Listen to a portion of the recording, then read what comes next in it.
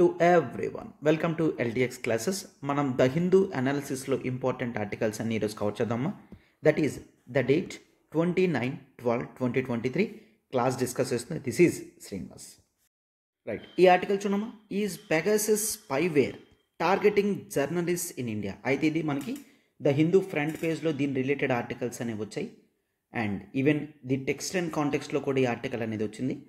అయితే మొత్తం total issue అంతా కూడా ఇన్ అండ్ అవుట్ మొత్తం డీటెయిల్డ్గా క్లారిటీగా క్లియర్గా అంతా కూడా చూద్దాం. సో జాగ్రత్తగా చూడమా. ఈ ఆర్టికల్ అనేది మనకి general studies paper 3 science and టెక్నాలజీలో చాలా ఇంపార్టెంట్. రైట్, సైన్స్ అండ్ టెక్నాలజీలో చాలా important.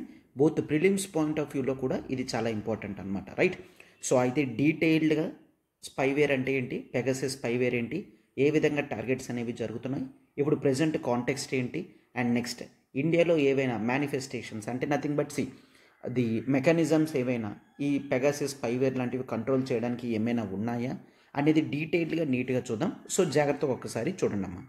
Right, so that is the modern day of communications అనేవి చూసుకుంటే, right, so modern day of కమ్యూనికేషన్లో ఇంపార్టెంట్ గ్యాడ్జెట్ ఏదైనా ఉంది అంటే అది ఖచ్చితంగా మొబైల్ ఫోన్ తర్వాతే, అవునా.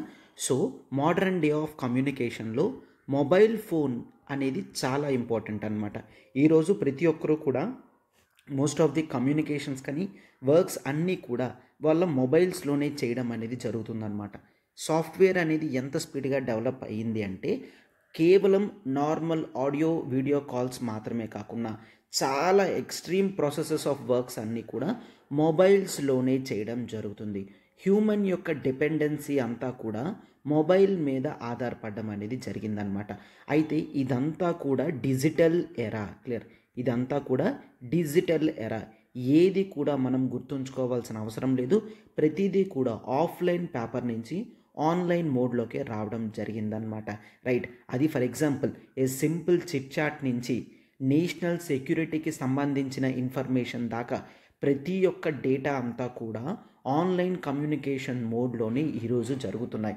రైట్, అయితే ఇదంతా నేను ఎందుకు చెప్తున్నానంటే ఈ డిజిటల్ ఎరాలో సెక్యూరిటీ అనేది లేదు. ఈ డిజిటల్ ఎరాలో చాలా వరకు కూడా స్పైవేర్స్ని యూజ్ చేసి, క్లియర్, స్పైవేర్స్ని యూజ్ చేసి మన కమ్యూనికేషన్స్ని కాన్స్టెంట్గా చెక్ చేయడం అనేది జరుగుతుంది. దాన్నే ది ఫార్మ్ ఆఫ్ సర్వేలెన్స్ అని అంటాము. రైట్, స్పైవేర్కి వచ్చే ముందు ఒక్కసారి చూడండి. హిస్టారికల్గా ఏన్షియంట్ కింగ్డమ్స్ అనేవి ఉండేవి, అవునా. క్లియర్, ఏన్షియంట్ కింగ్డమ్స్ అనేవి ఉన్నాయి. ఒక 3000 years బ్యాక్ అట్లా చూసుకుంటే కింగ్డమ్స్ అనేవి ఉన్నాయి. ఈ కింగ్డమ్స్ ఎప్పుడూ కూడా కాన్స్టెంట్గా కొంతమంది స్పైస్ని మెయింటైన్ చేసేవాళ్ళు.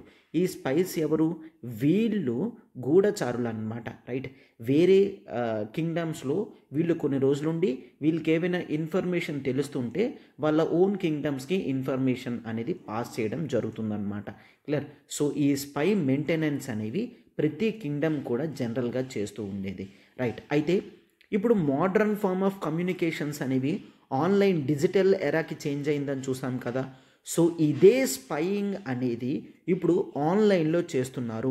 దాన్నే మనం స్పైవేర్ అని అంటాం.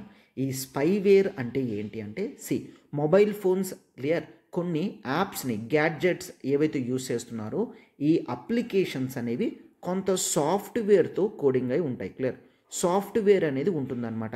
ఫర్ ఎగ్జాంపుల్ ఆ రెస్పెక్టివ్ అప్లికేషన్ పనిచేయడానికి వాటికి కొన్ని కోడింగ్స్తో మొత్తం అంతా కూడా రాసి ఉంటుంది. దాన్ని మనం సాఫ్ట్వేర్ అని అంటాం. అయితే ఈ సాఫ్ట్వేర్లో కొన్నిసార్లు ప్యాచెస్ అనేవి ఉండొచ్చు. ప్యాచెస్ అంటే ఏంటి అంటే నథింగ్ బట్ స్పేస్ అనమాట. For example let's take coding అనేది ఈ లైన్ అనుకోండి అమ్మా, కోడింగ్ అనేది ఈ చిన్న లైన్ అనుకోండి. అయితే ఇదంతా కూడా కోడింగ్ చేయడం జరిగింది. అయితే కోడింగ్లో చిన్న ప్రాబ్లం రావడం వల్ల ఇక్కడ చూడమ్మా, మధ్యలో మనకి చిన్న స్పేస్ అనేది రెడ్ కలర్లో గ్యాప్ అనేది కనిపిస్తుంది కదా. ఈ గ్యాప్ని మనం ప్యాచ్ అని అంటామన్నమాట. అయితే ఈ ప్యాచెస్ని కాన్స్టెంట్గా కొంతమంది అటాకర్స్ ఆర్ హ్యాకర్స్ అనేవాళ్ళు చెక్ చేస్తూ ఉంటారు.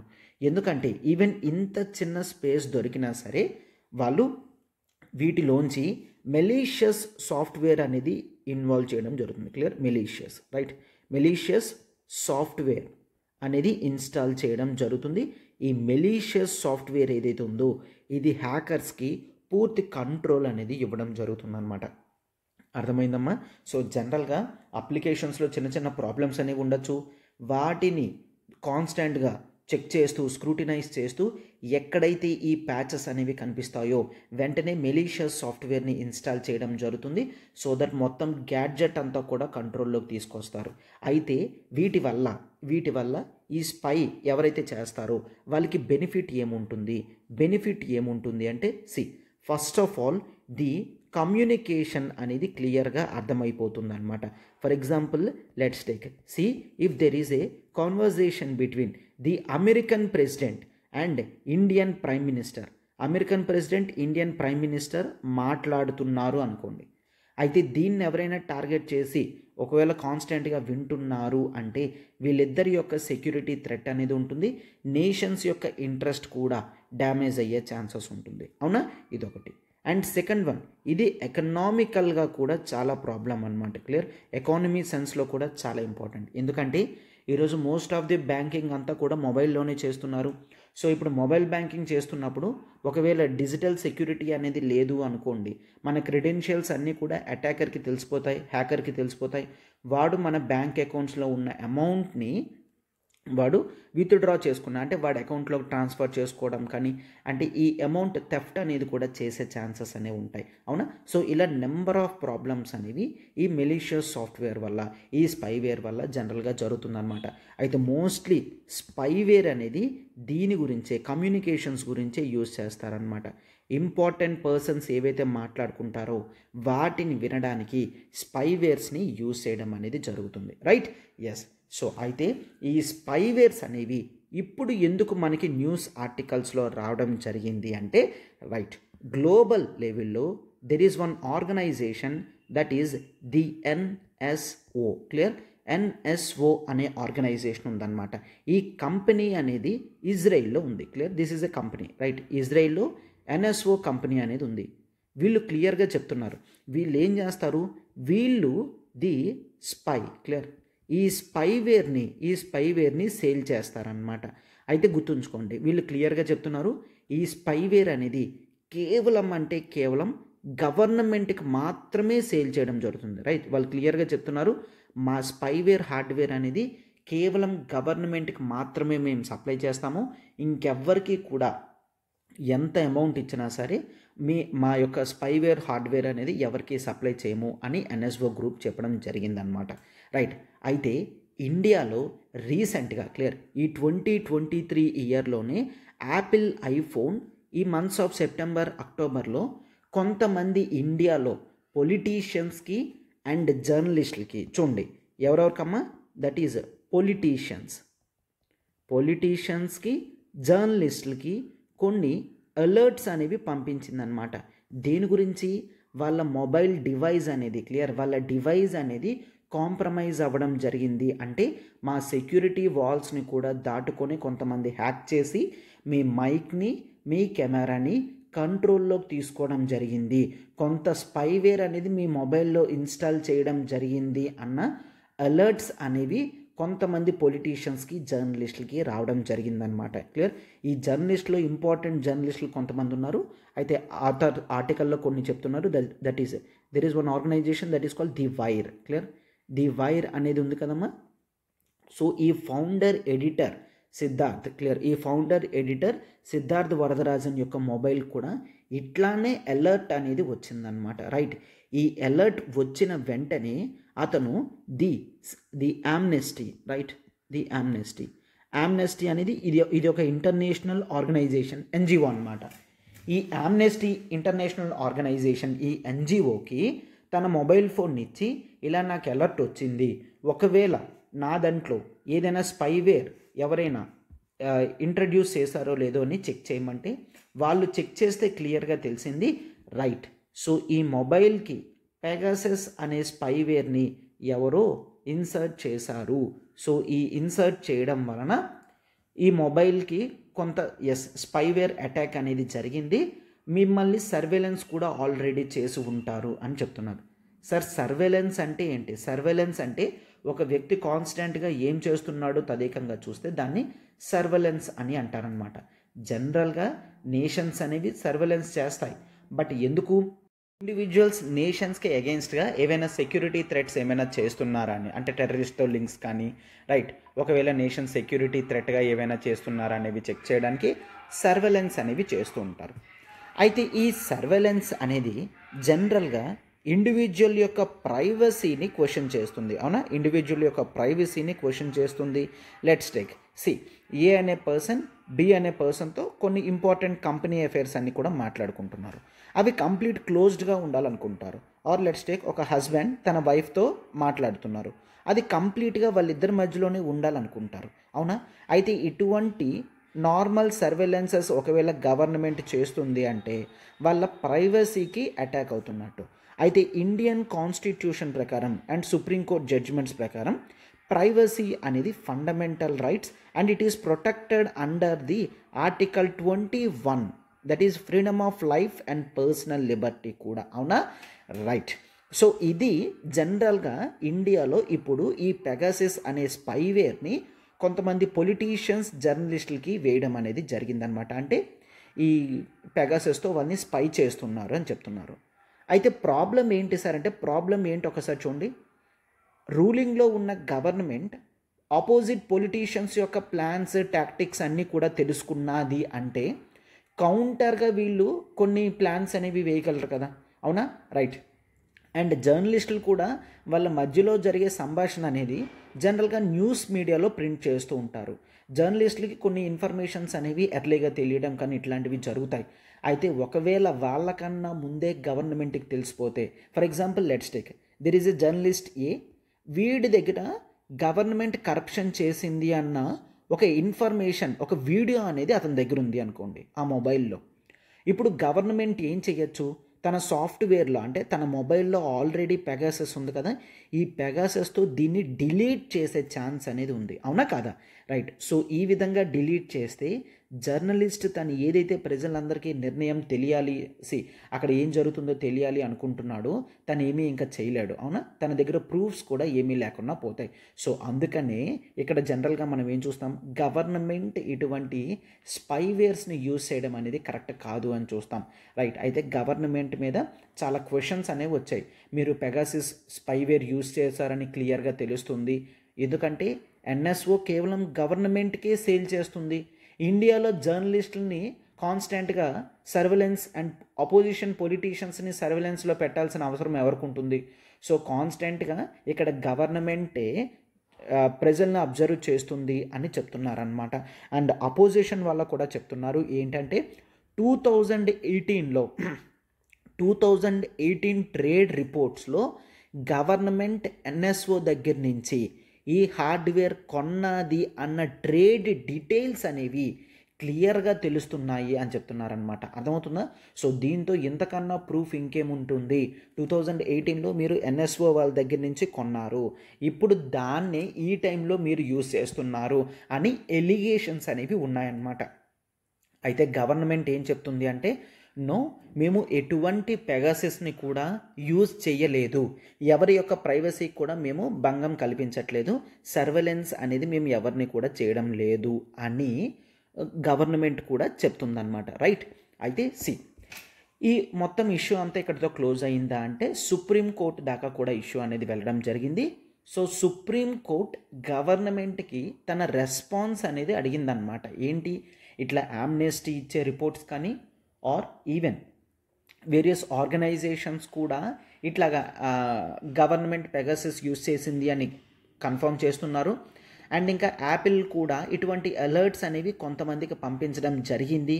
సో దీంతో మీకు ఏదైనా లింక్ ఉందా అని గవర్నమెంట్ని క్వశ్చన్ చేస్తే గవర్నమెంట్ అసలు ఒక్క ఇన్ఫర్మేషన్ కూడా సుప్రీంకోర్టుకి ఇవ్వలేదు, ఎటువంటి కోఆపరేషన్ కూడా సుప్రీంకోర్టుకి చేయలేదు అని చెప్పి న్యూస్ ఆర్టికల్స్లో చెప్పడం అనేది జరిగిందనమాట. అయితే you may doubt, sir supreme court అడిగినా సరే సెంట్రల్ గవర్నమెంట్ చెప్పలేదా? అలా సుప్రీంకోర్టు అడిగితే చెప్పకపోతే ఏ ప్రాబ్లం ఉండదా అంటే ఒక్కసారి చూడండి. ఇక్కడ గవర్నమెంట్ ఒకటే చెప్పింది ఏంటి అంటే సుప్రీంకోర్టు దగ్గర సార్ అసలు ఏం జరుగుతుంది ఇన్ఫర్మేషన్ ఇదంతా కూడా మేము బయట పెట్టలేము, ఎందుకంటే ఇది నేషనల్ సెక్యూరిటీకి సంబంధించింది. రైట్, ఏంటి అపోజిషన్ వాళ్ళు అడుగుతున్నారనమాట. 2018లో ఎన్ఎస్ఓ దగ్గర నుంచి మీరు కొంత కొన్నారు, ఏదో కొన్నారు, అది ఏం కొన్నారు అని అడుగుతుంటే సెంట్రల్ గవర్నమెంట్ ఏమని చెప్తుంది, నేషనల్ సెక్యూరిటీ రిలేటెడ్గా కొన్నాము, అది మేము ఎవ్వరికి డిస్క్లోజ్ చెయ్యలేము, మాకు ఆ రైట్స్ అనేవి ఉన్నాయి అని సెంట్రల్ గవర్నమెంట్ చెప్పింది. అయితే సెంట్రల్ గవర్నమెంట్ అలా చెప్పడానికి కాన్స్టిట్యూషన్ పరంగా కూడా 100% సెంట్రల్ గవర్నమెంట్కి ఆ పవర్స్ అనేవి ఉంటాయన్నమాట. రైట్, సో అందుకనే సుప్రీంకోర్టు కూడా గవర్నమెంట్ని ఫోర్స్ చేయలేదు, నిజంగా చెప్పండి క్లియర్గా చెప్పండి అన్నట్లుగా ఏం ఫోర్స్ అనేది చేయలేదన్నమాట. Right, yes. అయితే ఇప్పుడు ఇదంతా ఓవరాల్గా కాంప్రహెన్సివ్ ఇష్యూ అనేది చూసారు కదా, కాస్త టెక్నికల్ డీటెయిల్లోకి మనం వెళ్దామన్నమాట. అంటే there is something that is called the zero click attack, the concept of bait, clear, ఇట్లాంటివన్నీ కూడా మనం ఒకసారి చూద్దాం. కొన్ని టర్మ్స్ అనేవి ఇందులో ఇంట్రడ్యూస్ చేయడం జరిగింది. ది బ్లాస్ట్ పాస్ట్ కానీ, ఈవెన్ యూపీఎస్సీ ప్రిలిమ్స్లో పాస్ట్ ఇయర్స్ క్వశ్చన్స్ అనేవి చూసుకుంటే ఈ విధంగా క్వశ్చన్స్ కూడా మనకి రావడం అనేది జరిగింది. రైట్, సో ఒక్కసారి అవన్నీ టెక్నికల్ టర్మ్స్ అన్ని కూడా చూడండి అమ్మా. అండ్ ఒకసారి చూడమ్మా, కొత్త బ్యాచెస్ అనేవి ఒకవేళ మీరు యూపీఎస్సీ ఆఫ్లైన్ విశాఖపట్నంలో ప్రిపేర్ అవ్వాలనుకుంటున్నారంటే this is the lowest ever fees అమ్మా. విశాఖపట్నంలో ఫీజు అనేది కేవలం 45,000కే లాంచ్ చేయడం అనేది జరిగింది with life time validity. Clear, so life time validity మీకు 45,000కే మీకు కంప్లీట్ ప్రోగ్రామ్ అంతా కూడా అవైలబుల్గా ఉంటుంది. 1st January 2024 నుంచి మనకి కొత్త బ్యాచ్ అనేది స్టార్ట్ అవుతుంది. And this is the high time that you can start.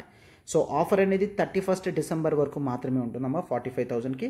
మీకు ఏ డౌట్ ఉన్నా మీరు ఈ నెంబర్కి కాల్ చేయగలరు. 7893899553 నెంబర్కి మీరు కాల్ చేయగలరు అనమాట. Right, so first of all there is concept that is called bait. Bait అంటే ఏంటి? బెయిట్ అంటే తెలుగులో ఎర అని అంటాం. అంటే చేపను పట్టుకోవడానికి ఎర అనేది వేస్తాం కదా, ఆ ఎరని ఇంగ్లీష్లో బెయిట్ అని అంటారనమాట. జనరల్గా కొన్ని కంపెనీస్ ఎవరైతే ఉన్నారో వాళ్ళు ఈ మెలీషియస్ సాఫ్ట్వేర్ని ఎలా పంపిస్తారు అంటే, లెట్స్ టేక్ ఒక వ్యక్తిని దెర్ ఈజ్ ఎ పర్సన్ ఏ, ఈ పర్సన్ ఏని టార్గెట్ చేస్తున్నారు అనుకోండి, ఆ వ్యక్తి మెయిల్కి ఒక మెయిల్ కాపీ అనేది వస్తుందన్నమాట. సో దీంట్లో ఏం రాసి ఉంటుంది, that you have one so amount, so ఈ అమౌంట్ కావాలనుకుంటే ఇక్కడ ఉన్న డీటెయిల్స్ మీద క్లిక్ చేయని. రైట్, సో ఇట్లా కొన్ని ఇవ్వడం జరుగుతుంది. ఆర్ ఏమని చెప్తారు, ఈ వీడియో అనేది మీరు కంప్లీట్గా వాచ్ చేసినట్లయితే మీ యూట్యూబ్ అకౌంట్లోకి మీకు $1,000, క్లియర్, $1,000 మీకు ఇప్పుడే క్రెడిట్ అవుతాయి అని పెడతారు.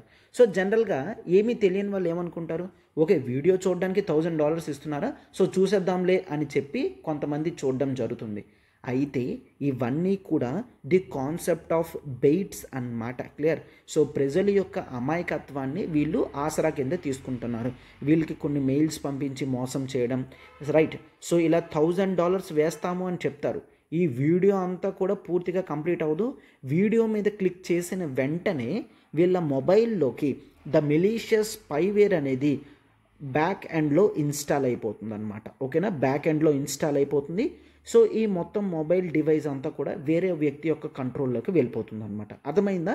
రైట్, సో ఇది ఆర్డినరీగా జరిగేది. ఇక్కడ ఎలా జరుగుతుందమ్మా, ఇండివిజువల్ ఖచ్చితంగా తనకు వచ్చిన మెయిల్ని కానీ, తనకు వచ్చిన ఫోటోని కానీ, తనకు వచ్చిన వీడియోని మీద క్లిక్ చేయాల్సి ఉంటుంది. రైట్, సో ఇట్లా క్లిక్ చేస్తేనే ఆ మొబైల్కి డ్యామేజ్ అనేది జరుగుతుందన్నమాట. అంటే మొబైల్లో స్పైవేర్ అనేది ఇన్స్టాల్ అవుతుంది.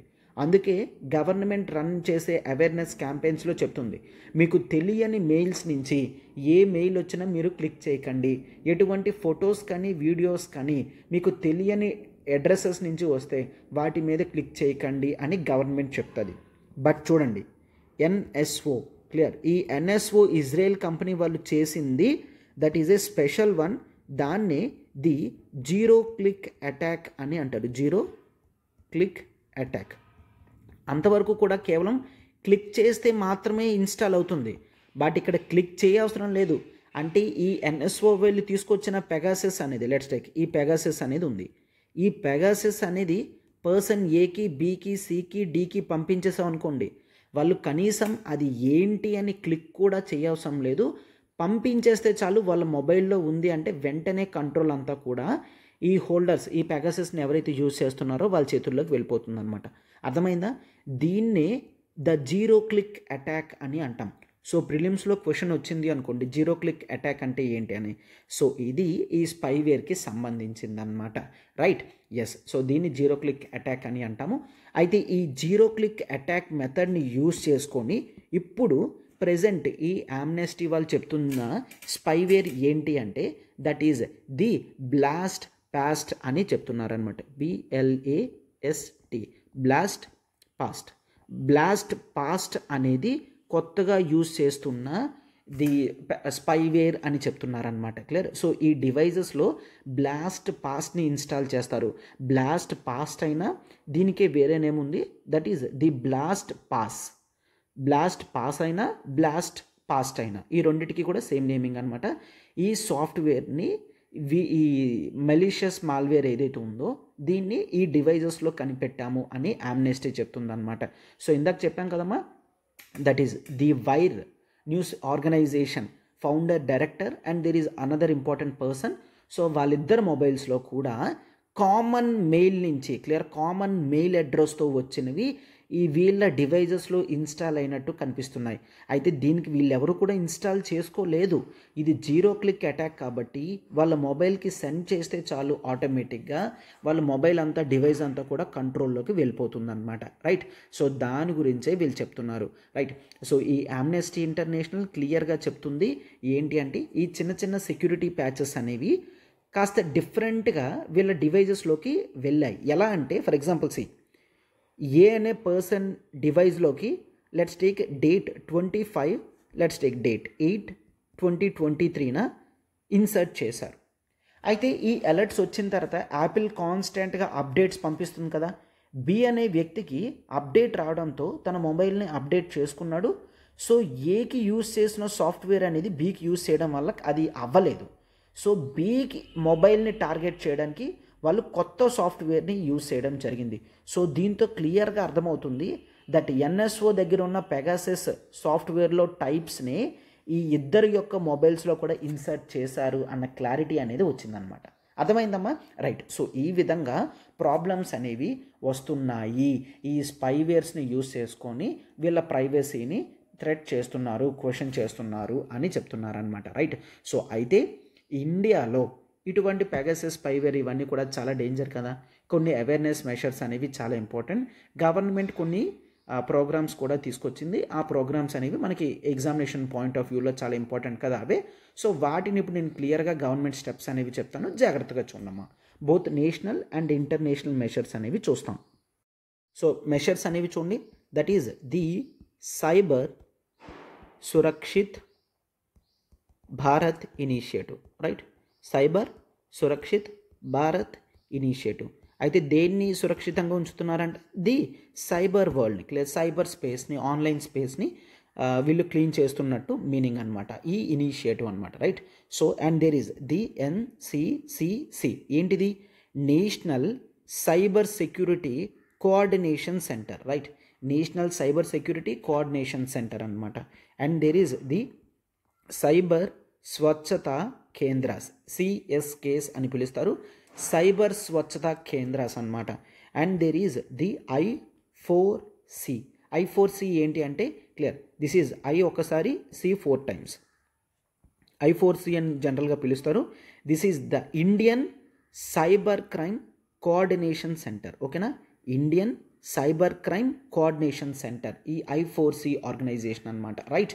Yes. And there is important nodal organization for all the online, అంటే ఈ డిజిటల్ స్పేస్లో ఎక్కడైనా థ్రెట్స్ కానీ హ్యాక్స్ కానీ ఏవైనా అయ్యాయి అయితే వాటి గురించి అనమాట. The organisation CERT-IN, clear. CERT-IN అంటే computer emergency response team India, clear. CERT-IN. అయితే గవర్నమెంట్ రూల్స్ ప్రకారం ఏంటి అంటే ది ఆన్లైన్ వరల్డ్ని ఎవరైతే, అంటే ఫర్ ఎగ్జాంపుల్ ఏ కంపెనీ అయినా సరే ఆన్లైన్ డిజిటల్ ప్రొడక్ట్స్ని యూజ్ చేస్తుందంటే వాళ్ళ company, for example let's take Infosys company ఉంది. సో ఇన్ఫోసిస్ సైబర్లోకి ఏదైనా హ్యాకింగ్ అనేది జరిగింది అనుకోండి, అయితే దాన్ని వెంటనే మ్యాండేటరీగా CERT-INకి ఇన్ఫర్మేషన్ అనేది పాస్ చేయాలన్నమాట. అయితే పలానా టైం నుంచి పలానా టైంలో మా సర్వర్స్ని హ్యాక్ చేయడం జరిగింది, క్లియర్. మా కంప్యూటర్స్ని కొంతమంది హ్యాక్ చేసి ఉంచారు, ఇట్లాగా ఖచ్చితంగా సర్టిన్కి ఇన్ఫర్మేషన్ అనేది పాస్ చేయాల్సి ఉంటుంది అనమాట, రైట్. సో ఈ విధంగా వేరియస్ ఇనిషియేటివ్స్తో ఇండియన్ గవర్నమెంట్ ప్రజలందరినీ కూడా అవేర్నెస్ చేస్తూ ఈ ఆర్గనైజేషన్స్ని, ఇన్స్టిట్యూషన్స్ని పెట్టి సైబర్ అటాక్స్ కాకుండా కొంతవరకు కూడా రక్షిస్తుందన్నమాట, రైట్. ఎస్, సో ఇది చూసారు కదమ్మా, ఆర్టికల్ అంతా నీట్గా, డీటెయిల్డ్గా, కంప్లీట్గా, క్లియర్గా మనం డిస్కస్ చేసుకోవడం అనేది జరిగింది. చూడమ్మా, complete UPSC GS foundation course అనేది జిఎస్ 1, 2, 3, 4 కంప్లీట్ మీకు ప్రోగ్రామ్ అనేది వస్తుంది, ఇంక్లూడింగ్ ఎస్ఐతో సహా మీకు వస్తుంది. లైవ్ అండ్ రికార్డెడ్ ప్రోగ్రామ్ అనేది కేవలం 18,000 రూపీస్కి మీకు ఇప్పుడు అవైలబుల్గా ఉందన్నమాట, క్లియర్. సో కేవలం 18,000 రూపీస్కి మీకు ఏ డౌట్ ఉన్నా సరే ఈ నెంబర్ చూడండి, 7893899553. సో మీకు ఏ డౌట్ ఉన్నా సరే ఈ నెంబర్కి మీరు కాల్ చేయగలరు. అండ్ ఇది సూపర్ బ్లాక్ బాస్టర్ ఆఫర్ అనమాట. కేవలం 18,000 రూపీస్కి both live plus recorded classes అనేవి మీకు అవైలబుల్గా వస్తున్నాయి. మరొక బ్యూటిఫుల్ ఆఫర్ చూడమ్మా, UPSC infinity with full life time వ్యాలిడిటీతో, క్లియర్. సో మీకు కంప్లీట్ లైఫ్ టైం వ్యాలిడిటీతో కేవలం 45,000కి తీసుకొని రావడం జరిగిందమ్మా. ఇక్కడ మీకు జిఎస్ ఫౌండేషన్ కోర్స్ ఉంటుంది and UPSC add on packs ఉంటాయి ప్రతి ఎగ్జామ్తో సహా, క్లియర్. మీరు ఒక్కసారి చూడండి, మీకు కేవలం జనరల్ స్టడీస్ మాత్రమే సరిపోతుందంటే 18,000 పెట్టి మీరు స్టార్ట్ చేయగలరు. అండ్ ఇంకా మీకు గ్రూప్స్ కానీ, బ్యాంక్ ఎగ్జామ్స్ కానీ, ప్రతి దానికి కూడా యాక్సెసిబిలిటీ ఆల్ ఇన్ ఆల్ కావాలి అనుకుంటే యూ కెన్ టేక్ దిస్ 45,000 మీరు అమౌంట్ అనేది పే చేసి యూపీఎస్సీ ఇన్ఫినిటీ ఫుల్ ప్రోగ్రామ్ అనేది తీసుకోగలరు అనమాట. సో కొత్త బ్యాచ్ అనేది January 1 నుంచి స్టార్ట్ అవుతుంది కాబట్టి 31 డిసెంబర్ వరకు మాత్రమే ఈ ఆఫర్ వ్యాలిడిటీ అమ్మ. Beautiful offer. 60,000 ఫీజు అనేది కేవలం 45,000కే పెట్టడం అనేది జరిగిందనమాట, క్లియర్. సో మీకు ఏ డౌట్ ఉన్నా ఈ నెంబర్కి మీరు కాల్ చేయగలరు, 7893899553 నెంబర్కి కాల్ చేయగలరు. ఈ ఆర్టికల్ చూడమ్మా, ఈరోజు టెక్స్ట్ అండ్ కాంటెక్స్ట్లో మనకు వచ్చింది, that is the Houthi attacks A threat to global shipping, clear, right. So global shipping గురించి ఈ ఆర్టికల్ అనేది క్లియర్గా the Houthi attack and it's impact on the global shipping అనేది డిస్కస్ చేస్తున్నారనమాట. అయితే ఆర్టికల్ అనేది జనరల్ స్టడీస్ పేపర్ 2 పాలిటీలో మనకి చాలా important, clear. So polity international రిలేషన్స్లో ఈ టాపిక్ అనేది మనకి చాలా ఇంపార్టెంట్ అనమాట, రైట్. అయితే హౌతీ అటాక్స్ అని అంటున్నారు కదా, అయితే అసలు ఫస్ట్ ఆఫ్ ఆల్ బ్యాక్గ్రౌండ్ అంతా కూడా చూద్దాం. హౌతీ అటాక్స్ అనేది the nation of Yemen, clear, Yemen కంట్రీలో జరుగుతుంది. సో దీని యొక్క బ్యాక్గ్రౌండ్ కూడా మనకి చాలా important. So first of all background and అసలు వీటి యొక్క కాజెస్ ఏంటి, ఎవరు ఈ యెమెన్ క్రైసిస్లో ఉన్నారు అనేది డీటెయిల్డ్గా చూద్దాము. సో తర్వాత ఆర్టికల్లో ఉన్న ఇంపార్టెంట్ పాయింట్స్ అన్నీ కూడా డిస్కస్ చేద్దాం, రైట్. ఎస్. అయితే ఒకటి గుర్తుంచుకోండి, ఏ నేషన్లో అయినా సరే, రైట్. సో ఏ నేషన్లో అయినా ఒకవేళ హంగర్, క్లియర్, హంగర్ అనేది ఉన్నది అంటే nothing but the problems of hunger and hunger related like poverty issues కానీ, క్లియర్, అండ్ ఇట్లాంటివి ఉన్నట్లయితే జనరల్గా పొలిటికల్ ఇన్స్టెబిలిటీ అనేది ఉంటుంది, క్లియర్. పొలిటికల్ ఇన్స్టెబిలిటీ అనేది ఉంటుంది. ఈ పొలిటికల్ ఇన్స్టెబిలిటీ, ఈ హంగర్, పవర్టీ లాంటి ఇష్యూస్ అనేవి ఇంపాక్ట్ ఏ విధంగా చూపిస్తాయంటే నేషన్ని స్థిరంగా ఉంచనివ్వవు, క్లియర్. సో నేషన్ యొక్క ఇన్స్టెబిలిటీ అనేది వచ్చేస్తుంది అనమాట. సో అది ఏ విధంగా మేనిఫెస్టేషన్ అవుతుందంటే in the form of civil war, ఓకేనా. అయితే ఇక్కడ నేనేం చెప్పాలనుకుంటున్నానంటే సివిల్ వార్ అనేది జనరల్గా ఒక నేషన్ ఎప్పుడైతే ఇంటర్నల్ ప్రాబ్లమ్స్, కాన్ఫ్లిక్ట్స్లో ఉంటుందో అప్పుడు ప్రజల మధ్యలో ప్రజలకే వేర్పాటువాదం అనేది వస్తుందన్నమాట. సో క్లాషెస్ అనేవి విత్ ఇన్ ద కంట్రీలో స్టార్ట్ అవుతాయి. అది మొత్తం నేషన్ అంతా కూడా స్ప్రెడ్ అయ్యి ఓవరాల్ నేషన్ యొక్క స్టెబిలిటీని క్వశ్చన్ చేస్తుందన్నమాట, clear. So this is what happening in the Yemen right now, clear. So Yemen అనేది ఒక అరబ్ నేషన్, క్లియర్. సో ఒకవేళ మీరు యెమెన్ అనేది చూసుకున్నట్లయితే అరబ్ కంట్రీస్ ఒక బాక్స్ లాగా గీస్తున్నాను just to make you understand, clear. ఇక్కడ సౌదీ అరేబియా అనేది ఉంటే మనకి ఇక్కడ యెమెన్ అనేది ఉంటుందన్నమాట, క్లియర్. అండ్ ఈ పైన ఒమన్, క్లియర్, రైట్. సో ఇది మీరు అర్థం చేసుకోగలరు. సో ఈ యెమెన్ అనే నేషన్ మీరు ఒక్కసారి చూసుకున్నట్లయితే ఇక్కడ జనరల్గా అరబ్ నేషన్స్ అన్నీ కూడా మీకు అంతా కూడా క్లియర్గా అర్థమవుతుంది, జాగ్రత్తగా చూడండి. అరబ్ నేషన్స్ అన్నిటికీ కూడా ఒక సుప్రీం లీడర్ కింద సౌదీ నేషన్ అనేది ఉంటుందన్నమాట, క్లియర్. సౌదీ ఈ ఓవరాల్ ఈ అరబ్ ల్యాండ్ అంతటిని కూడా ఇండైరెక్ట్గా కంట్రోల్ చేస్తుందన్నమాట. అయితే ఈ అరబ్ ల్యాండ్ జియో పాలిటిక్స్ అంతా కూడా సౌదీ ఇంట్రెస్ట్తో నడుస్తుంది. అంటే ఏం చెప్తున్నారు సార్, నేనేం చెప్తున్నానంటే మొత్తం సౌదీ రీజియన్లో యూనిటీ అంతా కూడా, అరబ్ రీజియన్లో యూనిటీ అంతా కూడా సౌదీ అరేబియా తీసుకొస్తుంది. సౌదీ అరేబియా తన పవర్ని రెస్పెక్టివ్ కంట్రీస్లో స్ప్రెడ్ చేయాలి అని చూస్తుందన్నమాట. క్లియర్? అది గుర్తుంచుకోండి. ఎక్కడైనా సరే, ఫర్ ఎగ్జాంపుల్ ఇప్పుడు మీరు యూరోప్ తీసుకున్నారంటే బ్రిటన్ కానీ ఫ్రాన్స్ కానీ జర్మనీ కానీ వాళ్ళ పవర్ని చూపించాలి అని అనుకుంటారు. అమెరికాలో మొత్తం అమెరికా చూపించాలనుకుంటుంది, ఏషియాలో చైనా చూపించాలనుకుంటుంది, అండ్ యూరోప్ అండ్ మనం the northern part of Asia, that is Russian side అట్లా చూసుకున్నట్లయితే eastern part of Europe and Russia మొత్తం కూడా రష్యా తన యొక్క పవర్ అనేది ఇన్ఫ్లుయెన్స్ అనేది చూపించాలనుకుంటుంది. రైట్? సో గ్లోబల్ లెవెల్లో, ఇంటర్నేషనల్ లెవెల్లో ప్రతి కంట్రీ కూడా తన పవర్ని స్ప్రెడ్ చేయాలి అని అనుకుంటుంది. Right? Yes, this is fine. ఇది గుర్తుంచుకోండి. అయితే ప్రతి నేషన్ కూడా ఎక్కడైనా ప్రాబ్లమ్స్ వస్తే ఆ కంట్రీలో పవర్ అనేది చూపించడానికి వాళ్ళు జనరల్గా ఏం చేస్తారంటే ఇంటర్నల్గా కాన్ఫ్లిక్ట్స్ అనేవి రేస్ చేస్తారు. క్లియర్? ఇంటర్నల్గా కాన్ఫ్లిక్ట్స్ అనేవి రేస్ చేస్తారు.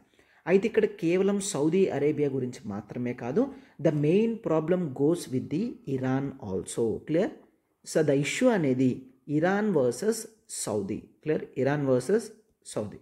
సో దీనికి one of the important reasons ఏంటంటే టూ నేషన్స్ కూడా ఇస్లామిక్ కంట్రీస్ అయినప్పటికీ కూడా అరబ్ ల్యాండ్ అంతా కూడా సౌదీ చేతుల్లో ఉందన్నమాట. ఇఫ్ యూ టేక్ ఇరాన్లో మనం ది షియా గ్రూప్ అనేది చూస్తాం. క్లియర్? ఇస్లామిక్లో 2 గ్రూప్స్ అనేవి ఉన్నాయి, Shia and Sunni. Clear? Shia and Sunni, ఈ 2 గ్రూప్స్ అనేవి if you take Iran majority వాళ్ళు షియా గ్రూప్కి సంబంధించిన వాళ్ళు, సౌదీ అందరూ కూడా సున్నీ గ్రూప్కి సంబంధించిన వాళ్ళు అనమాట. అయితే ఈ క్లాష్ అంతా కూడా దో రిలీజియస్ ఇన్ఫ్లుయెన్స్ గురించి అయినప్పటికీ కూడా ఈ 2 నేషన్స్ కూడా వాళ్ళ పవర్ని కూడా ఇన్ఫ్లుయెన్స్ చేయాలి వేరే కంట్రీలో అని అనుకుంటున్నారు. రైట్? అయితే ఇదే టైంలో యెమెన్లో రిసోర్సెస్ అనేవి లేకపోవడం వల్ల పవర్టీ అనేది బాగా స్ప్రెడ్ అయ్యి హంగర్ అనేది బాగా విస్తరించి పొలిటికల్ ఇన్స్టెబిలిటీ లాంటి కండిషన్ కూడా వచ్చిందనమాట. సో ఓవరాల్గా అక్కడ ఏమైంది, సివిల్ వార్ అనేది స్టార్ట్ అవ్వడం జరిగింది. Clear? So that is in 2014. 2014లో the northern part of Yemen, గుర్తుంచుకోండి ఇప్పుడు ఈ బాక్స్ అంతా యెమెన్ అనుకోండి. క్లియర్? ఈ బాక్స్ అంతా యెమెన్ అనుకుంటే the northern part of Yemen అంతా కూడా డామినెంట్గా హౌతీ ట్రైబ్ అనేది ఉందమ్మా. క్లియర్? Houthi tribe. క్లియర్? ఈ హౌతీ ట్రైబ్ వాళ్ళని వీళ్ళందరూ కూడా వీళ్ళకి చాలా ప్రాబ్లమ్స్ అనేవి ఉన్నాయి.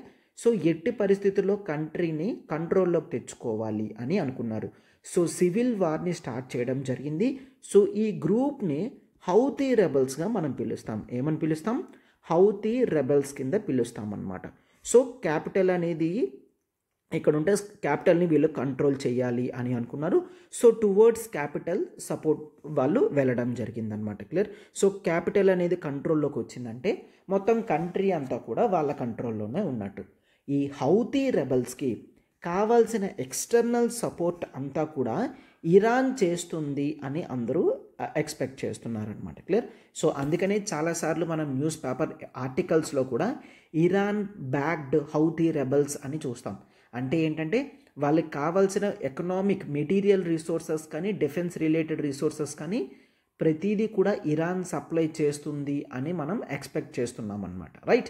ఎస్. సో ఈ హౌతీ రెబల్స్ వాళ్ళు మొత్తం కంట్రీ అంతటిని కూడా కంట్రోల్లోకి తెచ్చుకోవాలనుకున్నారు. అయితే చూడండి, సౌదీ అరేబియా పక్కనే కదా యెమెన్ ఉంది. తన పక్క కంట్రీలోనే ఇంత పొలిటికల్ ఇన్స్టెబిలిటీ, సివిల్ వార్ అనేది ఉంది అంటే ఏ కంట్రీ అయినా సరే భయపడుతుంది. అమ్మో మళ్ళీ నా కంట్రీ మీద కూడా ఆ ప్రభావం పడుతుంది అని. సో ఇఫ్ యూ టేక్ 1971లో కూడా one of the main reasons why India supported Bangladesh liberation అంటే బంగ్లాదేశ్ నుంచి చాలామంది వలస ఇండియాకు వస్తున్నారు. సో దట్ అది కంటిన్యూ అయితే ఇండియాలో రెఫ్యూజీ క్రైసిస్ అనేది బాగా పెరిగిపోతుంది అండ్ పొలిటికల్ ఇన్స్టెబిలిటీ వచ్చే ఛాన్సెస్ అనేవి ఉన్నాయనే ఇండియా క్లియర్గా బంగ్లాదేశ్కి సపోర్ట్ చేసి పాకిస్తాన్ నుంచి కార్వ్ అవుట్ చేయడానికి హెల్ప్ చేసింది. రైట్? సో ఇక్కడ కూడా చూడండి, సౌదీ అరేబియా పక్కనే యెమెన్ ఉంది. అటువంటి కంట్రీలో ఇక్కడ రెబల్స్ సివిల్ వార్ చేస్తున్నారంటే ఆర్డినరీ సిటిజన్స్ రిఫ్యూజీస్కి పక్క కంట్రీస్కి వెళ్ళే ఛాన్సెస్ అనేవి ఉన్నాయన్నమాట. సో ఇట్లా జరగకూడదు అండ్ తన పక్కన ఇరాన్ ఇన్ఫ్లుయెన్స్ అనేది ఉండకూడదు అన్న ఉద్దేశంతో సౌదీ అరేబియా ఇక్కడ హౌతీ ట్రైబల్స్, ఈ హౌతీ ట్రైబ్ ఉన్నారు కదా, వీళ్ళు గవర్నమెంట్కి అగెయిన్స్ట్గా రెబెల్గా ఉన్నారు కదా. సో ఇప్పుడు సౌదీ అరేబియా ఈ గవర్నమెంట్కి సపోర్ట్ చేస్తుంది. సౌత్లో ఉన్న కొంతమంది మిలీషియా గ్రూప్స్తో కలిపి ఈ హౌతీ రెబెల్స్కి ఎగెయిన్స్ట్గా వార్ అనేది చేస్తుంది. ఎప్పటి నుంచి అమ్మా 2014 నుంచి కూడా వార్ అనేది చేస్తుందన్నమాట. క్లియర్. అండ్ ఇప్పటికీ అంటే ఇన్ ద సెన్స్ 2022లో క్లియర్ లాస్ట్ ఇయర్ అనమాట 2022 వరకు కూడా కంటిన్యూస్గా ఈ హౌతీ రెబెల్స్ అండ్ ఈ సౌత్లో ఉన్న కొంతమంది militia groups under the support of Saudi Arabia కాన్స్టాంట్గా వార్లోనే ఉన్నారు. మనం ఒకసారి this is the beautiful offer of the day. Big 4 combos. Clear. యూపీఎస్సీలో మోస్ట్ ఇంపార్టెంట్ టాపిక్స్ ఏవైతే ఉన్నాయో, ఫర్ ఎగ్జాంపుల్ హిస్టరీ కానీ, పాలిటీ, ఎకానమీ, జోగ్రఫీ, ఈ బిగ్ 4 టాపిక్స్ ఏవైతే ఉన్నాయో కేవలం మీకు 10,000 రూపీస్కి మాత్రమే వీటన్నిటి మీద కూడా యాక్సెస్ అనేది ఇవ్వడం జరిగింది. క్లియర్. సో ఈ 4 టాపిక్స్ కలిపి మీకు కేవలం 10,000కే అవైలబుల్గా ఉంది. ఆఫర్ అనేది ఈరోజు మాత్రమే వ్యాలిడిటీ అమ్మ. క్లియర్. మీకు ఒకవేళ ఏ డౌట్ ఉన్నా మీరు ఈ నెంబర్ కాల్ చేయగలరు 7893899553. You can also take ఈ NCERT foundation, the current affairs, CSAT prelims test series, mains answer writing programs అన్నీ కూడా కలిపి కేవలం 10,000 రూపీస్కి లాంచ్ చేయడం జరిగింది. అండ్ ఈ ఆఫర్ కూడా కేవలం ఈ ఒక్క రోజు మాత్రమేనమ్మా. మీకు ఏ డౌట్ ఉన్నా మీరు ఈ నెంబర్కి కాల్ చేయగలరు 7893899553. This is the ultimate combo program. మీకు ఈ 5 కోర్సెస్ అనేవి కేవలం 10,000 రూపీస్కి మాత్రమే మీకు వ్యాలిడిటీతో వస్తున్నాయి అన్నమాట. క్లియర్. సో ఈరోజు ఒక్కరోజు మాత్రమే వ్యాలిడిటీ. మీరు ఇమీడియట్గా ఈ కోర్స్ని ఆప్ట్ చేసుకోవచ్చు. సో ఇంతవరకు బ్యాక్గ్రౌండ్ అనేది చూసారు కదమ్మా. అయితే సార్ ఇప్పుడు ఏం జరిగింది అంటే లాస్ట్ 15-20 డేస్లో చూసుకున్నట్లయితే mostly for example there is one ship that is the Chem Pluto. ఈ కెంప్లూటో అనేది ఎక్కడికి వస్తుంది? మ్యాంగ్లూర్ పోర్ట్కి. క్లియర్. సో గుజరాత్ పోర్బందర్ దగ్గరలో ఉన్నప్పుడు దీని మీద అటాక్ అనేది చేయడం జరిగిందనమాట. రైట్. సో ఇప్పుడు మనకి క్లియర్. అండ్ ఇది మాత్రమే కాదు, అండ్ రీసెంట్గా 3 డేస్ బ్యాక్ కూడా there is one ship that is called the Saibaba. ఈ సాయిబాబా షిప్ మీద కూడా అటాక్ అనేది చేయడం జరిగింది. అయితే ఈ అటాక్స్ అనేవి the exclusive economic zone of India దాటి జరిగింది. ఏదైనప్పటికీ కూడా ఆ స్పేసెస్ అనేవి ఇంటర్నేషనల్ వాటర్స్. ఇంపార్టెన్స్ ఎందుకు అనేది మీకు అర్థమవుతుంది. రైట్. ఆ స్పేసెస్ అనేవి ఇంటర్నేషనల్ వాటర్స్ అంటే ఏంటి సార్? ఇంటర్నేషనల్ వాటర్స్ అంటే రెస్పెక్టివ్ కంట్రీస్ అక్కడ ఏవైతే ఉన్నాయో ఆ కంట్రీస్ యొక్క మొత్తం సోవర్నిటీ ఏరియా దాటిన తరువాత వచ్చే వాటర్స్ని ఇంటర్నేషనల్ వాటర్స్ అని అంటాం. ఈ ఇంటర్నేషనల్ వాటర్స్ అనేవి ఏ కంట్రీ అయినా సరే ఫ్రీగా ట్రాన్స్పోర్టేషన్ పర్పస్కి, clear, transportation and study education పర్పస్కి ఎవరైనా సరే ఎవరి పర్మిషన్ కూడా లేకుండా వెళ్ళొచ్చు అనమాట. It actually tries for the free and fair form of transportation. Clear. The maritime trade అనేది ఇంప్రూవ్మెంట్ గురించి ఇంటర్నేషనల్ వాటర్స్ అనేవి చాలా ఇంపార్టెంట్. ఇట్లా అటాక్స్ జరుగుతున్నాయి అంటే ఇంటర్నేషనల్ వాటర్స్ని ఎవరూ కూడా యూజ్ చేయరు. ట్రాన్స్పోర్టేషన్ ఎవరూ కూడా ఈ ఏరియాస్ నుంచి తీసుకొని వెళ్ళాలి అనుకోరు. సో దీనివల్ల ప్రాబ్లం అవుతుందన్నమాట. సార్ అయితే ఈ హౌతీ అటాకర్స్కి ఇప్పుడు దీనికి సంబంధం ఏముంది అంటే, సో లెట్స్ ఒకసారి మ్యాప్ అనేది చూడండి. లెట్స్ టేక్ రఫ్గా ఇది ఆఫ్రికా అనుకోండి. Right. So this is Africa అని అనుకోండి. రైట్. సో ఇక్కడ మనకి ఈ రెడ్ కలర్ మార్కింగ్ అనేది చేస్తున్నాను కదా. So let's assume this as the Red సీగా చూడండి. Okay. This as the Red Sea అని అనుకోండి. రైట్. అయితే మనకి MN అనేది ఇక్కడ మనం చూస్తాం. Right. So this is the MN. Clear. Right. అయితే ఇప్పుడు ఈ మ్యాపింగ్ అంతా సరిపోతుంది కదమ్మా. సో ఒకసారి చూడండి. ఇట్లా రఫ్గా సరే మనం ఎగ్జామ్లో వేయడం అనేది మోస్ట్ ఇంపార్టెంట్ అనమాట. రైట్. అయితే జనరల్గా ట్రేడ్ రూట్ అనేది దగ్గరగా ఎట్లా చూస్తాం? ఏషియాకి యూరోప్కి కూడా దగ్గర రూట్గా దీన్ని కన్సిడర్ చేస్తామన్నమాట. క్లియర్. ఈ రెడ్ సీ మీద నుంచి ఇట్లాగా వెళ్ళడం అనేది జరుగుతుంది. ఇప్పుడు ఎక్కడైతే ఇక్కడ ఉన్న షిప్స్ మీద టార్గెటెడ్ అటాక్స్ అనేవి జరుగుతున్నాయో షిప్పింగ్ లేన్ని చాలా వరకు కూడా ఈ ఇండస్ట్రీస్ వాళ్ళు క్యాన్సిల్ చేస్తారు. ఎందుకు? జనరల్గా ట్రాన్స్పోర్టేషన్ చేసేది వాళ్ళకి కొంత ప్రాఫిట్స్ వస్తాయని. ఇప్పుడు ఈ హౌతీ రెబల్స్ అటాక్స్ కానీ అండ్ ఇక్కడ సొమాలియా, క్లియర్, సొమాలియా కంట్రీ దగ్గర నుంచి కొంతమంది అటాకర్స్ కానీ పైరసీ అటాకర్స్ కానీ ఈ షిప్స్ని అటాక్ చేయడం వలన సీ లేన్ యొక్క సెక్యూరిటీని థ్రెట్ చేస్తున్నారు. ఎప్పుడైతే సీ లేన్స్ సెక్యూరిటీ అనేది థ్రెట్ అవుతుందో నేషన్స్ చాలా వరకు కూడా ఈ ప్రైవేట్ ట్రాన్స్పోర్టేషనే కదా మొత్తం అంతా ఉంటుంది. ఫర్ ఎగ్జాంపుల్ ఎక్స్పోర్ట్స్లో షిప్పింగ్ ఇండస్ట్రీ అంతా కూడా ప్రైవేట్ సెక్టరే చూసుకుంటుంది. సో వాళ్ళు ఇంట్రెస్ట్ చూపించరు. Clear. So as of now ఏం జరిగింది అంటే ఆర్టికల్లో కూడా క్లియర్గా ఇస్తున్నారు, ఇది దగ్గర రూట్. క్లియర్, ఇది దగ్గర రూట్. ఈ రూట్ కాకుండా ఇప్పుడు ఈ ఎక్స్ట్రా రూట్ అంతా తిరిగి వెళ్ళాల్సి వస్తుందన్నమాట. రైట్. సో దీని వలన టైం అనేది ఎక్కువ కన్జ్యూమ్ అవుతుంది. క్లియర్, టైం అనేది ఎక్కువ పడుతుంది. క్లియర్. అయితే టైం ఎక్కువ పడుతుంది అంటే ఇది ఆటోమేటిక్గా ప్రైసెస్ ఆఫ్ లాజిస్టిక్స్ అనేవి పెంచుతాయి. లాజిస్టిక్స్ ప్రైస్ పెరిగింది అంటే అందులో క్యారీ చేస్తున్న ప్రొడక్ట్స్ యొక్క ప్రైసెస్ కూడా పెరుగుతాయి. రైట్. సో ఇంతవరకు కూడా లెట్స్ టేక్ మనం ఎక్స్పోర్టేషన్లో ఒక 1000 మ్యాంగోస్ పంపిస్తున్నాం అనుకోండి. ఈ 1000 మ్యాంగోస్ కూడా ఇప్పుడు లేటుగా వెళ్తాయి. సో వీటి యొక్క లాజిస్టిక్స్ అనేది ముందు వరకు లెట్స్ టేక్ 3 డేస్లో వెళ్ళేవి. 3 డేస్కి వెళ్తే డేకి ఒక 1000 రూపీస్ పే చేసేవాళ్ళు. ఇప్పుడు ఎక్స్ట్రా రూట్ తీసుకోవడం వల్ల మరొక 3 డేస్ ఎక్స్ట్రా పడుతుంది. ఈ ఎక్స్ట్రా 3 డేస్ కూడా ఎక్స్ట్రా 3000 అనేది పే చేయాలి. అయితే కంపెనీ ఎందుకు బేర్ చేసుకుంటుంది? ఎవరైతే కొనుక్కుంటున్నారో వాళ్ళ మీద బర్డన్ పడుతుంది. సో ఈ విధంగా లాంగ్ డిస్టెన్సెస్ అయ్యి ప్రైసెస్ అనేవి పెరిగితే ప్రొడక్ట్ ప్రైసెస్ కూడా పెరుగుతాయి. ప్రొడక్ట్ ప్రైసెస్ అనేవి పెరిగాయి అంటే డిమాండ్ అనేది తగ్గుతుంది. గ్లోబల్ లెవెల్లో ఆల్ ఆఫ్ ది సడన్ ఈ విధంగా డిమాండ్ అనేది పడింది అంటే ఎకనామికల్ క్లాషెస్ అనేవి నేషన్స్ మధ్యలో వచ్చే ఛాన్సెస్ ఉంటాయి. గ్లోబల్ లెవెల్లో కూడా ఎకనామిక్ ఎమర్జెన్సీ సిచ్యువేషన్ వచ్చే ఛాన్సెస్ అనేవి ఉంటాయన్నమాట. రైట్. సో అందుకనే ఆర్టికల్లో ఆథర్స్ క్లియర్గా చెప్తున్నారనమాట. ఏంటి, ఈ గ్లోబల్ ట్రేడ్లో ఈ రెడ్ సీ యొక్క ఇంపార్టెన్స్ అనేది చాలా ఉంది. దాదాపుగా దే ఆర్ టెల్లింగ్ గ్లోబ్ అంతటి ట్రేడ్లో రెడ్ సీ నుంచి 12% of trade clear. So 12% of trade అనేది రెడ్ సీ మీద నుంచి వెళ్తుంది. Billions of dollars of goods అనేవి దీని మీద నుంచి వెళ్తున్నాయి.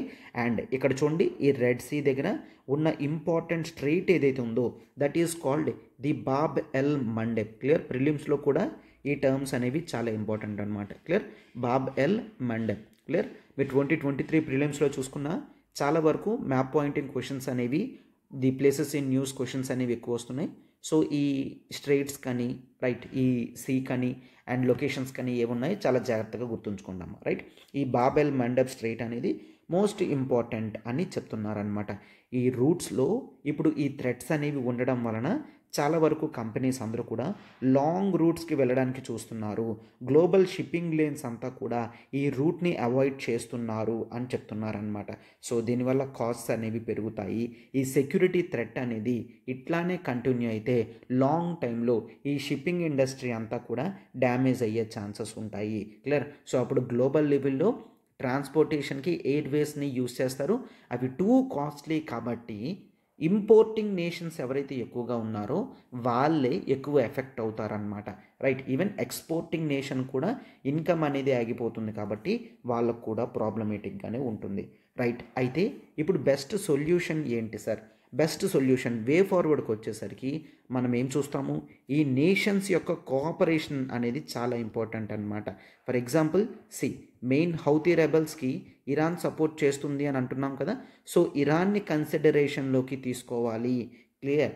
అండ్ ఇక్కడంతా కూడా రెస్పాన్సిబుల్ నేషన్స్ అందరూ అమెరికా కానీ, యూకే కానీ, ఫ్రాన్స్ కానీ, ఈజిప్ట్ కానీ, ఇట్లా సౌత్ ఆఫ్రికా కానీ ప్రతి నేషన్ కూడా ఈ ఇండియన్ ఓషన్ అంతటినీ కూడా పైరసీ అటాక్స్ లేకుండా అండ్ ఇటువంటి థ్రెట్స్ అనేవి లేకుండా ఈ లేన్స్ అంతటినీ కూడా ప్రొటెక్షన్ చేయాలి. అంటే వీళ్ళందరూ కూడా maritime cooperation, right, maritime cooperation in the field of maritime security అనేది మనం చూస్తామన్నమాట. ఓకేనా. సో మ్యారిటైమ్ సెక్యూరిటీ అనేది చాలా ప్రైమ్ ఇంపార్టెంట్గా చూడడం అనేది జరుగుతుంది. Is this clear? సో ఇట్లాగా మొత్తం ఈ ఆర్టికల్ అంతా కూడా మనకి ఎగ్జామినేషన్ పాయింట్ ఆఫ్ వ్యూలో చాలా ఇంపార్టెంట్ అనమాట. రైట్. సో ఈ మ్యారిటైమ్ సెక్యూరిటీని చూడడం కానీ అండ్ ఇంకా నేషన్స్ అందరూ కూడా హై లెవెల్ కోఆపరేషన్ అనేది పెట్టుకోవాలి అండ్ కంట్రీస్ యొక్క సపోర్ట్ అనేది తీసుకోవాలి అండ్ మొత్తం ఈ సెక్యూరిటీ థ్రెట్స్ అనేవి లేకుండా ఎడిషనల్ డిప్లాయ్మెంట్స్ అనేవి చేయాలి అని చూస్తాం. అయితే ప్రైమ్ ఇంపార్టెన్స్ అనేది ఇండియా మీద ఉంటుంది. ఎందుకంటే India is generally considered as the leader in Indian Ocean. Indian ఓషన్లో ఈ ఇండియా యొక్క రోల్ అనేది చాలా ఎక్కువగా ఉందని ప్రతి ఒక్కరు కూడా విశ్వసిస్తున్నారు. కాబట్టి ఇండియా ఫస్ట్ ఆఫ్ ఆల్ ముందుకు వచ్చి తగిన చర్యలు అనేవి చేయాలి అని చూస్తాం అనమాట. రైట్. సో ఆర్టికల్ అంతా మొత్తం క్లియర్ కదమ్మా. రైట్. అండ్ ఒకసారి చూడమ్మా, offer of the day, this is for anthropology. Clear. So anthropology UPSC మీరు ఆప్షనల్ ప్రిపరేషన్ అనేది చూసుకున్నట్లయితే కేవలం రికార్డింగ్ క్లాసెస్ అనేవి మీకు కావాలనుకుంటే జస్ట్ 4,000 రూపీస్కే మీకు కంప్లీట్ ఆప్షనల్ యాక్సెసిబిలిటీ అనేది వస్తుందన్నమాట. కేవలం 4,000 రూపీస్కే. అయితే offer valid only for today. Complete optional అనేది నేనే తీసుకుంటాను. This is Srinivas. అయితే మీకు కంప్లీట్ నోట్స్ అనేది ప్రొవైడ్ చేయడం జరుగుతుంది అండ్ హ్యాండ్ హోల్డింగ్ చేయడం జరుగుతుంది. రెగ్యులర్గా ఆన్సర్ ప్రాక్టీస్ అనేది చూస్తారు and complete coverage of syllabus అనేది మీకు ఇక్కడ అవైలబుల్గా ఉంటుందన్నమాట. రైట్. ఎస్. అండ్ మీకు ఏ డౌట్ ఉన్నా సరే ఈ నెంబర్కి మీరు కాల్ చేయగలరు. 7893899553. ఒకవేళ ఆప్షనల్ సెలక్షన్లో మీరు కాస్త కన్ఫ్యూషన్గా ఉన్నా, నాతో మాట్లాడాలనుకున్నా సరే మీరు ఈ నెంబర్ని కాల్ చేయగలరు, నాతో మాట్లాడగలరు. అండ్ నెక్స్ట్ ఈ ఎడిటోరియల్ ఆర్టికల్ చూడమా, the India's stationary course in the shipping value chain. అయితే ఈ ఆర్టికల్ అనేది మనకి జనరల్ స్టడీస్ పేపర్ 2లో ఇంటర్నేషనల్ రిలేషన్స్లోనే ఇంపార్టెంట్ ఆర్టికల్ అన్నమాట. అయితే ఆథర్ ఇన్స్పెసిఫిక్గా ఇంటర్నేషనల్ రిలేషన్స్ ఇష్యూస్ గురించి డిస్కస్ చేయట్లేదు, but author is trying to compare the Chinese growth with Indian growth. అది కూడా ఎకనామిక్ కాన్సెప్ట్లో కాకుండా చైనా తన యొక్క important resource that is the Yangtze river. Clear. The Yangtze river. Yangtze రివర్ని ఏ విధంగా యూజ్ చేసుకొని చైనా చాలా స్పీడ్గా గ్రో అయ్యింది అనేది ఆర్టికల్లో ఆథర్ చెప్తున్నారనమాట. Right. So first of all author ఏమని చెప్తున్నారంటే, if you take the Chinese growth, China ఇప్పటి నుంచి కాదు, సివిలైజేషనల్ టైమ్స్ నుంచి కూడా ఈ యాంగ్జే రివర్ ఏదైతే ఉందో ఇది చైనాకి ఒక హార్ట్ బీట్లా తయారయ్యింది అని అంటున్నారు. హార్ట్ బీట్ అంటే ఒక బాడీ మెయింటైన్కి హార్ట్ అనేది ఎంత ఇంపార్టెంటో అలానే ఈ యాంగ్జే రివర్ అనేది చైనీస్ గ్రోత్కి, చైనీస్ ఐడెంటిటీకి అంత ఇంపార్టెంట్ అని అంటున్నారు. ఎప్పుడు? ఒక 5,000 ఇయర్స్ బ్యాక్ కూడా అలానే ఉంది అండ్ ఇప్పుడు కూడా అలానే ఉంది. ఈ యాంగ్జే రివర్ని వాళ్ళు ఇప్పటికీ కూడా ప్రాపర్గా ఎక్స్ప్లాయిట్ చేస్తున్నారు నేషన్ గురించి అని చెప్తున్నారు అనమాట. ఎక్స్ప్లాయిటేషన్ అంటే బ్యాడ్ సెన్స్లో కాదు, నేషన్ యొక్క గ్రోత్కి అన్నమాట. సో ఇట్లా చేయడం వల్ల ఈ యాంగ్జే రివర్ యొక్క హెరిటేజ్ని, క్లియర్, యాంగ్జే రివర్ యొక్క హెరిటేజ్ని కాపాడుతున్నారు అండ్ దీన్ని ఫ్యూచరిస్టిక్గా కూడా మారుస్తున్నారు అని చెప్తున్నారనమాట. జనరల్గా గుర్తుంచుకోండి, సివిలైజేషన్స్ అన్నీ కూడా, ఓకేనా, సివిలైజేషన్స్ అన్నీ కూడా రివర్ చుట్టూనే ఉంటాయన్నమాట. క్లియర్. సివిలైజేషన్స్ అన్నీ కూడా రివర్ చుట్టూనే ఉంటాయి. For example Indus valley civilization అనేది చూసుకుంటే ఇండస్ రివర్ దగ్గర ఉంది అని చూస్తాము, అవునా. The Mesopotamian civilization, Egyptian civilization చూసుకున్నట్లయితే మనం ది నైల్ రివర్ అని చూసుకుంటాం. ఇట్లా డిఫరెంట్ రివర్స్ చుట్టూనే సివిలైజేషనల్స్ అనేవి సెటిల్ అయ్యాయి. ఈవెన్ యాంగ్జే రివర్ దగ్గర కూడా సివిలైజేషన్ అనేది జరిగింది అని మనం చూస్తామన్నమాట. రైట్. సో అంటే ఈ యాంగ్జే రివర్ ఇంపార్టెన్స్ అనేది చైనాలో ఎప్పటి నుంచో ఉంది. ఇన్ జనరల్గా ప్రతి నేషన్లో కూడా రివర్స్ అనేవి ఉంటాయి. ఈ రివర్స్ అనేవి ఏ విధంగా హెల్ప్ చేస్తాయి? ఒకవేళ మీరు కేవలం రివర్ నుంచి వాటర్ వస్తుంది, ఆ వాటర్ని మనం యూజ్ చేసుకోవచ్చు అనుకుంటే దట్ ఈజ్ ఎ నారోడ్ ఇంటర్ప్రిటేషన్ అని ఆథర్ చెప్తున్నారనమాట. ఆథర్ ఉద్దేశం ఏంటి అంటే ఈ వాటర్ని యూజ్ చేస్తాం, కరెక్టే. ఈ వాటర్ అనేది ది పర్సనల్ యూజెస్కి, క్లియర్, డొమెస్టిక్ పర్సనల్ యూజెస్కి యూజ్ చేస్తాము అండ్ ఈ వాటర్ అనేది we also use for the agriculture అని కూడా చెప్తున్నారు. రైట్, కాదనట్లేదు. బట్ ఈ వాటర్తో కల్చర్ అనేది ఉంటుంది. కల్చర్ ఏ విధంగా ఉంటుంది సార్ అంటే జనరల్గా వాటర్ దగ్గర మనకి కొన్ని పూజలు అలాంటివి జరుగుతున్నాయి కదమ్మా, వాటిని కల్చర్స్ అని అంటాం. For example the Pushkar melas, clear. So పుష్కరాలు అనేవి ఎవ్రీ 12 ఇయర్స్కి అట్లా జరుగుతూ ఉంటుంది కదా ఒక్కొక్క రివర్లో. సో ఈ పుష్కరాలు అనేవి వాటర్ దగ్గర చేస్తారు. అంటే వాటర్కి ఆ కల్చరర్కి రిలేషన్ అనేది ఉంటుందన్నమాట. సో ఈ మెయిన్ మోస్ట్ ఇంపార్టెంట్ రివర్స్ ఏవైతే ఉన్నాయో నేషన్స్లో అక్కడ వాటర్ అనేది ది డొమెస్టిక్ అండ్ అగ్రికల్చర్ యూస్కి మాత్రమే కాకుండా వాళ్ళ కల్చర్ని ప్రమోట్ చేయడానికి కూడా హెల్ప్ చేస్తుంది. అండ్ ఇది మాత్రమే కాదు, ఇది ఇండస్ట్రీస్కి కూడా హెల్ప్ చేస్తుంది. ఇండస్ట్రీస్కి ఏ విధంగా హెల్ప్ చేస్తుంది సార్? ఇండస్ట్రీస్కి కావాల్సిన వాటర్ని ఈ రివర్స్ సప్లై చేస్తాయి అన్నమాట. For example if you take the reverse around the Jharkhand ఏవైతే ఉన్నాయో, జార్ఖండ్లో ఉన్న టాటా స్టీల్ ప్లాంట్కి కావాల్సిన వాటర్స్ అనేవి అవి ఇస్తాయన్నమాట. క్లియర్? అండ్ రివర్ అనేది ఈరోజు ఎకానమీలో ఇంపార్టెంట్ రోల్ ప్లే చేస్తుంది. అండ్ దాన్ని ఇక్కడ మెయిన్ ఆథర్ డిస్కస్ చేస్తున్నారనమాట. That is for the transportation. Clear? That is for the transportation. అయితే ప్రొడక్ట్స్ అనేవి గ్లోబల్ లెవెల్గా కాంపిటేటివ్గా ఉండాలి అంటే వాటి యొక్క లాజిస్టిక్స్ కాస్ట్ అనేవి చాలా తక్కువగా ఉండాలి. లాజిస్టిక్స్ కాస్ట్ అంటే ఏంటి? ట్రాన్స్పోర్టేషన్కి చేసే కాస్ట్ని మనం లాజిస్టిక్ కాస్ట్ అని అంటాం. లాజిస్టిక్ కాస్ట్ అనేవి roadways, clear, roadways is greater than the railways and the railways is greater than waterways అని చూస్తాం. అంటే రూపీస్లో చెప్పాలి అంటే దిస్ ఈజ్ 2.5 రూపీస్ రోడ్డు మీద. అర్థం చేసుకోండి, 1 కేజీ 1 కిలోమీటర్ ట్రావెల్ చేయాలి అంటే 2 రూపీ 50 పైసా రోడ్వేస్ కాస్ట్ అనమాట. అదే రైల్వేస్ తీసుకున్నారంటే this cost somewhere around 1.2 to 1.3 rupees. Clear? అంటే రోడ్వేస్ కన్నా హాఫ్ అని గుర్తుంచుకోండి, రైట్? సో 1.3 రూపీస్కి రైల్వేస్లో 1 కేజీ ప్రొడక్ట్ అనేది 1 కిలోమీటర్ ట్రావెల్ చేస్తుంది, అట్లా తీసుకోండి, రైట్?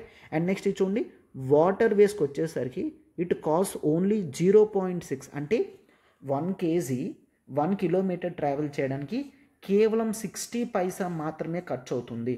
అంటే రైల్వేస్తో హాఫ్ అన్నమాట, రైట్? అయితే ఈరోజు ఇండియాలో ఎక్కువ రోడ్వేస్తోనే లింక్ అనేది ఉంది. ఇన్ఫ్రాస్ట్రక్చర్ అంతా కూడా ఎక్కువ రోడ్వేసే డెవలప్ అవడం వలన లాజిస్టిక్స్ అనేవి రోడ్వేస్ మీద వెళ్తున్నాయి. బట్ ఏ నేషన్స్ అయితే వాళ్ళ ఇంటర్నల్ రివర్స్ని, వాటర్స్ని యూజ్ చేసుకొని ప్రొడక్ట్స్ని ట్రాన్స్పోర్టేషన్ చేస్తున్నారో వాటి యొక్క లాజిస్టిక్స్ కాస్ట్ అనేవి చాలా తక్కువ ఉంటాయి. దానికి క్లియర్గా మనకు కనిపిస్తున్నాయి. అమెరికాలో లాజిస్టిక్స్ కాస్ట్స్ అనేవి 9% ఉంటే ఇండియాలో లాజిస్టిక్స్ కాస్ట్ అనేవి 14% అన్నమాట. క్లియర్? అంటే వాళ్ళకన్నా 5% ఎక్కువ ఉన్నాం. అంటే మన ప్రొడక్ట్స్ కన్నా వాళ్ళ ప్రొడక్ట్స్ అనేవి కాంపిటేటివ్గా గ్లోబల్ మార్కెట్లో కనిపిస్తాయి. అయితే ఇప్పుడు చూడండి, చైనా యాంగ్జే రివర్ని క్లియర్గా తన కల్చర్ని ప్రమోట్ చేసుకోవడానికి, ఇండస్ట్రీస్ని ప్రమోట్ చేసుకోవడానికి, డొమెస్టిక్ యూజర్స్కి, అగ్రికల్చర్ యూజర్స్కి, ఈవెన్ లాజిస్టిక్స్లో కూడా తన మోస్ట్ ఆఫ్ ది ట్రేడ్లో ఈ యాంగ్జే రివరే ఉన్నది. సో దీని వలన వాళ్ళ లాజిస్టిక్స్ కాస్ట్ అనేవి చాలా తగ్గడం అనేది జరిగింది.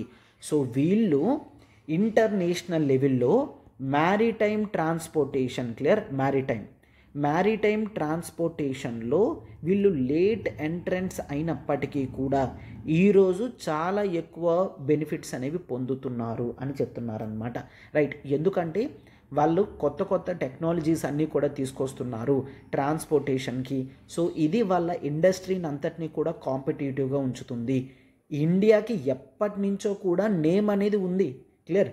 సో జనరల్గా ఇండియన్ ట్రాన్స్పోర్టేషన్నే ఎవరైనా కూడా ఇష్టపడతారు. ఎందుకంటే చైనీస్ వాళ్ళకి చాలా వరకు కూడా ఇంగ్లీష్ అనేది రాకపోవడం వల్ల యూరోప్కి ఏ ట్రాన్స్పోర్టేషన్స్ అయినా ఇండియా ఒకవేళ కాంపిటేటివ్ ఎడ్జ్ ఇచ్చింది అంటే ఇండియన్ యొక్క ట్రాన్స్పోర్టేషన్ కాస్ట్ కానీ ఇవన్నీ కూడా ఎఫెక్టివ్గా తీసుకొస్తే ఇండియాకి ఆర్డర్స్ అనేవి వస్తాయి అని ఆథర్ చెప్తున్నారనమాట, రైట్? సో కొంతవరకు ఇది చెప్తూ మిగిలింది పొలిటికల్ ఇష్యూస్ కూడా కొన్ని చెప్పడం అనేది జరిగింది. మనకు అదంతా అవసరం లేదు. బట్ యాజ్ ఆఫ్ నౌ ఏం చేయాలంటే ఈ మ్యారిటైమ్ గ్లోబల్ లెవెల్లో ఇండియా మ్యారిటైమ్ షేర్ అనేది కేవలం 2% మాత్రమే ఉంది.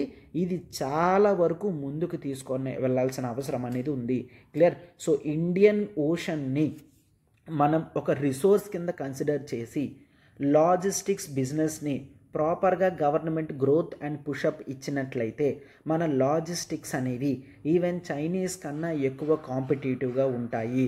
ఎందుకంటే ఆర్టికల్లో కొన్ని టర్మ్స్ అనేవి యూజ్ చేయడం జరిగింది. ఫర్ ఎగ్జాంపుల్ ఈ టర్మ్ అనేది రెగ్యులర్గా మ్యారిటైమ్లో యూజ్ చేస్తారు. దట్ ఈజ్ సీఫేరర్ అంటే నథింగ్ బట్ ఎవరైతే బోట్ని నడుపుతారో వాళ్ళని సీఫేరర్స్ అని అంటారనమాట, ఓకేనా? సీఫేరర్ అంటే ఎవరమ్మా? లాజిస్టిక్స్ అన్నీ పట్టుకెళ్ళడానికి ఆ బోట్లో కొంతమంది వ్యక్తులు ఉంటారు కదా, వాళ్ళని సీఫేరర్స్ అంటారు. ఇండియన్ సీఫేరర్స్కి ఇంగ్లీష్ మీద నాలెడ్జ్ ఉంది, చైనీస్ సీఫేరర్స్కి ఇంగ్లీష్ మీద నాలెడ్జ్ లేదు. సో మనకి ఈ అడ్వాంటేజ్ అనేది ఉంది, సో ఈ అడ్వాంటేజ్ని యూజ్ చేసుకోవాలి అని ఆథర్ చెప్తున్నారు అనమాట. రైట్. సో చూసారు కదమ్మా, ఇంపార్టెంట్ ఎడిటోరియల్ డీటెయిల్డ్ ఆర్టికల్స్ మీకు ఎక్కడైతే క్లియర్గా ఎక్కడ దొరకవో వాటిని మనం ఎక్కువ కాన్సన్ట్రేషన్ చేస్తూ ఉంటాము.